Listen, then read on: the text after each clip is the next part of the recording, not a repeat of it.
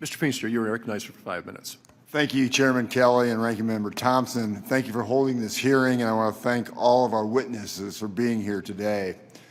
The work we accomplished earlier this year through the Working Families Tax Cut enhanced what was already one of the most successful pro-growth tax policies we've ever seen.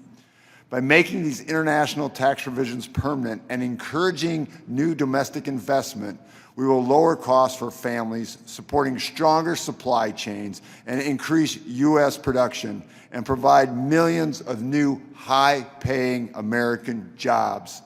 These permanent tax policies give businesses the certainty they need to invest and expand. The benefits under international tax to U.S. manufacturers and consumers started through Tax Cuts and Jobs Act with the benefits of FDII deduction. Ms. Webb, you do business around the world. Could you quickly tell us how FDII deduction has helped enable your business to grow since it was founded in the Tax Cuts and Jobs Act in 2021? Absolutely. Thank you for that question. So the FDII deduction lowers the tax rate that we pay on exports, and it encourages companies to manufacture in the U.S. Our business is most profitable when we can maximize the operational time of our facilities. Frankly, it's difficult for a mill to be profitable if it's not running at full capacity. Our primary focus with our domestic manufacturing is to serve the domestic market. But there could be situations where if we have operational downtime, exporting provides a way of alleviating that pain, but it has to make economic sense and be cost effective.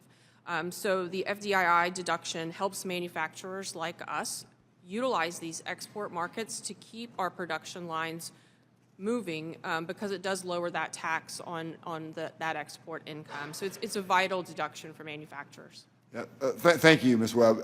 I see this as we try to grow. I'm from Iowa, and if we want to grow manufacturing in Iowa, here's the incentive. I truly believe that we're going to see a tremendous amount of onshoring as businesses say, hey, we want to bring more of our manufacturing back to the U.S. So dealing with that, Ms. Webb, I want to also ask you a question. So already we've been heard how important it is to you, but by removing the qualified business asset investment offset of the FDII deduction, it became FDII and will no longer penalize the deduction based on tangible assets located in the U.S., broadening this incentive further than just intellectual property and supporting investment into the United States. Ms. Webb, you have significant numbers of tangible assets in the U.S. Could you explain how you can expect this to change with this new impact for your company? Absolutely, and I still refer to it as FDII. I can't quite get used to the new acronym. I can't either, by the way. But I think removing this penalty for tangible assets is a very important step to promote manufacturing in America. Manufacturing is an industry that has both a lot of exports, but also a lot of tangible assets. So given that the objective of the administration and this Congress is to expand manufacturing, this policy certainly supports that by removing a hurdle that limited our ability to fully take advantage of that FDII deduction. Yeah, thank you. And again, what we're trying to do here is grow and expand manufacturing in the U.S., and this is what's going to happen.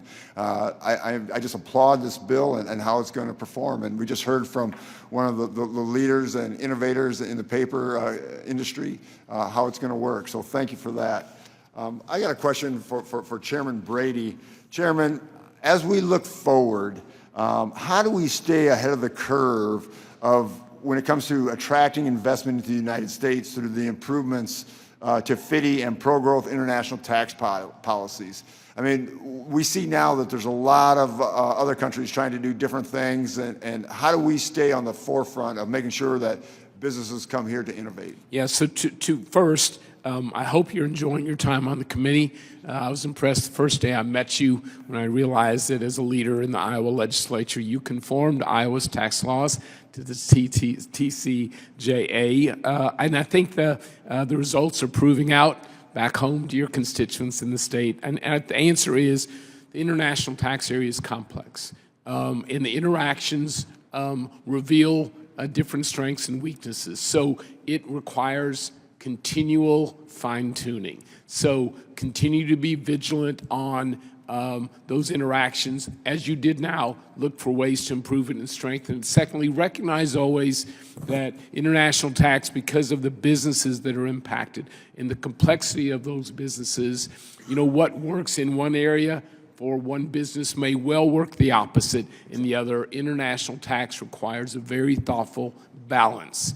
Always look for balance, correct but don't overcorrect, do the homework, create a thoughtful solution. I think often can be bipartisan. That would be my recommendation. I agree fully, Chairman. Thank you so much for your comments, and I yield back. Thank you.